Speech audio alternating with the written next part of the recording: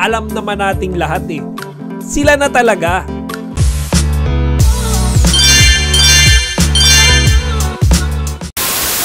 Magandang araw mga kachika! Rigel po ulit ang inyong Chika Patrol. Bago tayo magsimula mga kachika, inaanyayahan ko muna kayong mag-subscribe dito sa ating munting channel para palagi kayong updated sa mga latest at nagtitrending na mga showbiz balita.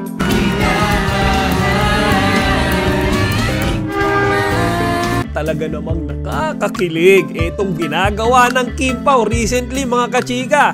Kasi eto na naman mga kachika, nagpakilig na naman sila ng kanilang mga fans. Kabilang na ang inyong Chika Patrol na isa ring Kim Pao fans.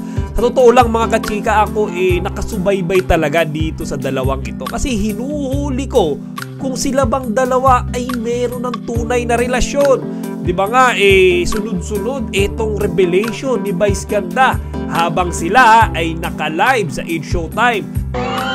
Tapos, sabi, nakakakilig. Alam niyo kung bakit? Bakit? Kasi nga. Bakit? Meron siya laging mga pahaging tungkol nga dito kay Kim Chiu at kay Paolo Abilino.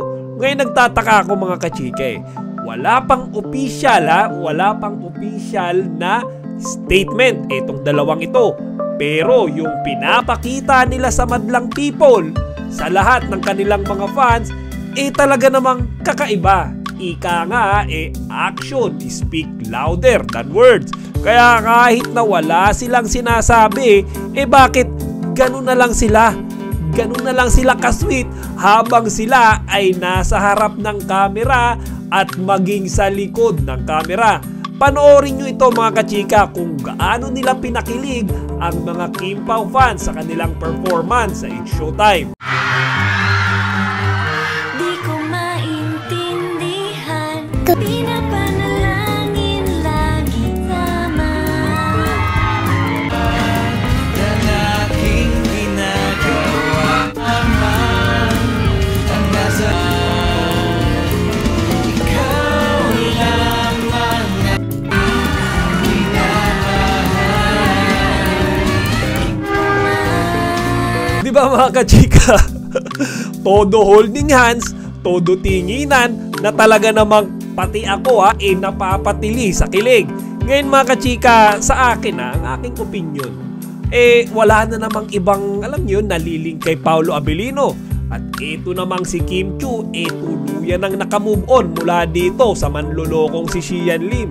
Bakit ba hindi na lang maging sila?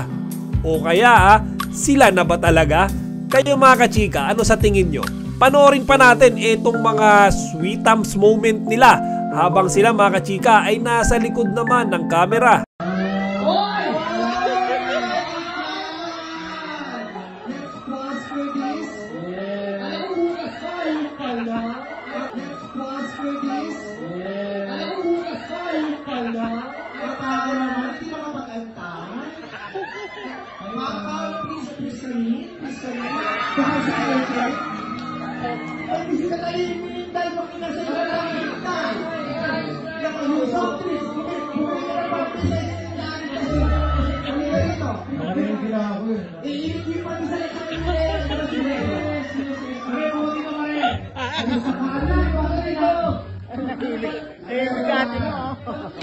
Si ate mo. Kasi nagtatrabaho kami, ha? Magtatrabaho lang kami. Nakakaliyan mo. Kim, pag-esta sa... Ibisita tayo. Hindi ko Ba't parang hindi ba pakali? What's wrong with Secretary Kim? Punta ka tayo lahat dito sa bahay. May bisita tayo. Jackie, may bisita. Tayo may aso. Yung asita natin. Pakikatay. Di ba mga kachika, yung galawan nila sa isa't isa, yung mga sinasabi nila sa isa't isa, parang opisyal na silang magjowa Sabi ko nga kanina, kahit wala silang public statement na sila na, alam naman nating lahat Sila na talaga. Sino ba yung mga mga kachika, mga hindi sumasang-ayon? Yung ganyang sweetness ba sa isa't isa mga kachika, maitatanggi pa ba yan? Kaya nga siguro marami dyan ang talaga namang naiinggit kasi sa kaliwat kanan ng mga hiwalayan ngayon ng mga magjowa at pati na ng mga mag-asawa. Itong dalawang ito mga kachika, si Paulo at si Kim, ay nananatiling solid at strong ang kanilang bonding sa isa't isa.